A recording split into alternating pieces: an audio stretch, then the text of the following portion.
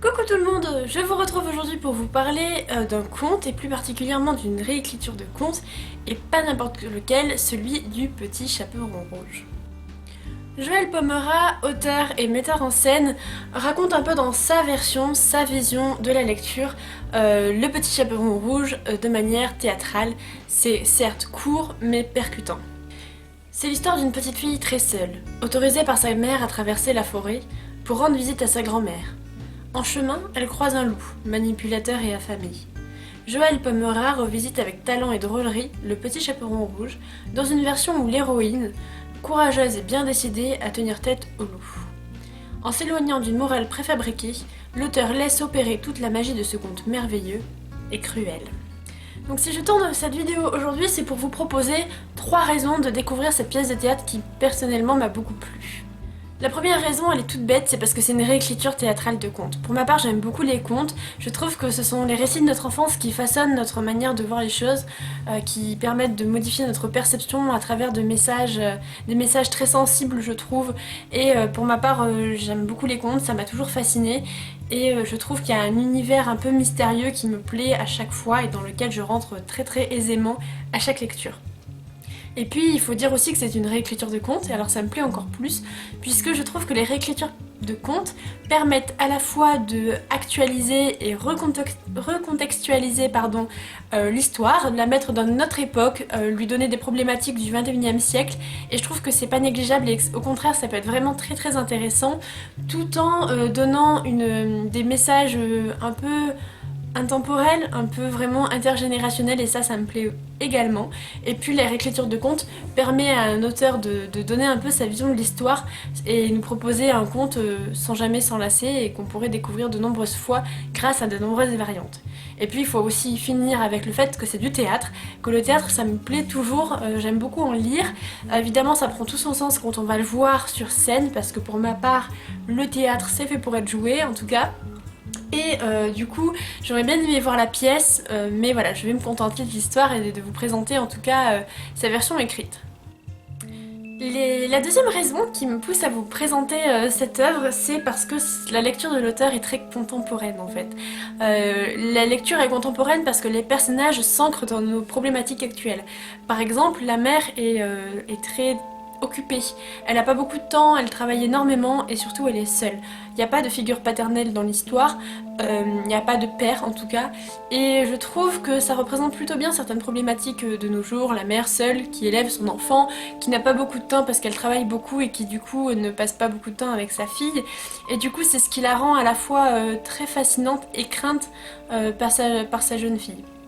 Ensuite, je trouve que la grand-mère, par exemple, est tout aussi seule que le petit chaperon rouge, mais elle est en plus délaissée parce que personne ne vient la voir. C'est une petite mamie qui est dans sa chaumière de l'autre côté de la forêt et sa fille n'a pas le temps d'aller la voir et sa petite fille encore moins. Donc voilà, c'est une grand-mère très très seule.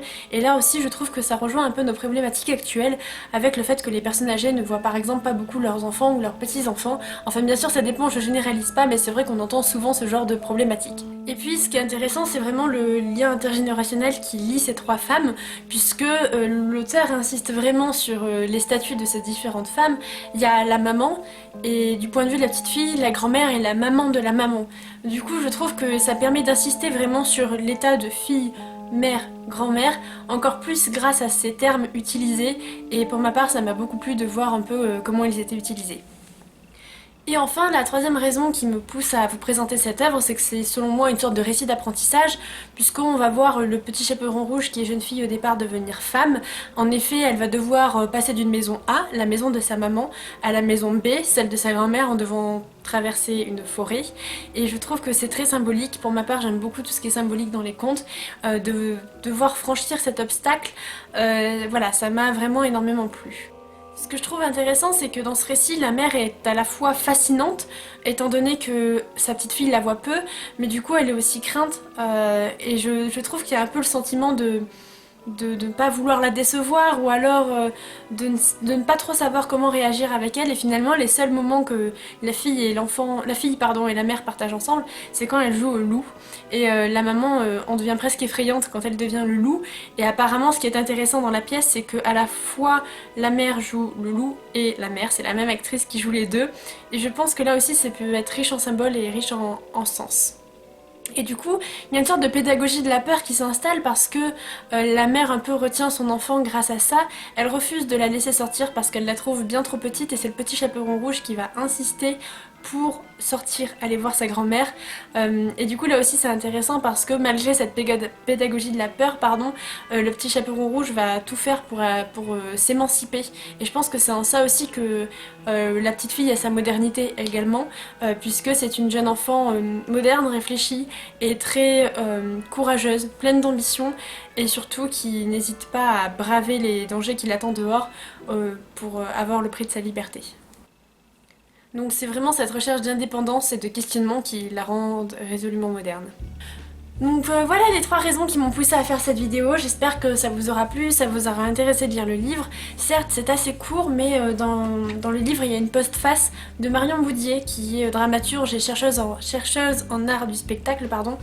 Et elle fait sa propre analyse de l'œuvre, et c'est un peu cette lecture qui m'a inspiré à cette vidéo, puisque du coup ça a vraiment travaillé ma vision du livre. Ça m'a donné envie de vous partager ces différents points que j'ai trouvé un peu très inspirant, notamment quand elle en parle. J'ai trouvé ses analyses très intéressantes et j'avais envie de vous en parler un petit peu. J'espère que ce format vous aura plu, donc pas de panique, évidemment les points lecture sont toujours là, puisque je sais qu'il y a beaucoup de gens qui aiment les points lecture, dont moi, mais j'avais aussi envie de proposer sur ma chaîne des vidéos plus centrées sur un seul livre, et dans ces cas-là plus approfondies, plus dans l'analyse et plus dans la recherche de contenu. Je sais pas trop ce que vous en pensez, dans tous les cas je ferai les deux, ça me plaît. C'est quelque chose que j'aime beaucoup. Voilà, je ne compte pas arrêter les points lecture, c'est hors de question, mais j'aimerais vraiment porter plus d'attention à certains livres, les mettre en lumière sur ma chaîne, parce que je trouve que certains méritent d'être plus approfondis, notamment au niveau de l'analyse un peu de l'histoire. Bien évidemment, je fais ça très humblement dans mes petites capacités d'analyse que j'ai de petite licence. Je suis pas prof ou je sais pas quoi, mais j'avais envie de partager ça avec vous en tout cas. J'espère que ça vous aura plu. N'hésitez pas à me dire en commentaire ce que vous pensez de ce format-là, parce que, comme je vous l'ai dit, si vous me suivez sur Twitter, vous savez que c'était quelque chose qui me tenait à cœur. Et puis en plus l'auteur a sorti 2 autres écritures de contes théâtrales, notamment Cendrillon et Pinocchio, et voilà, tous les deux sortis chez Actes Sud Babel. Donc voilà, c'est une collection que pour ma part j'affectionne et que j'ai plutôt tendance à faire confiance, parce que pour moi Actes Sud c'est toujours des livres de qualité à mon sens, enfin c'est ce que la maison d'édition m'inspire en tout cas. Et ça a pas loupé, j'ai vraiment adoré cette histoire, ça m'a beaucoup plu, ça m'a donné envie de la relire, et surtout ça m'a donné envie de vous partager ces émotions en vidéo. Donc voilà, n'hésitez pas à me dire ce que vous en avez pensé, si vous avez oui ou non envie de le lire maintenant, et puis on se retrouve très vite dans une prochaine vidéo. En attendant, faites de bonnes lectures, et surtout passionnez-vous.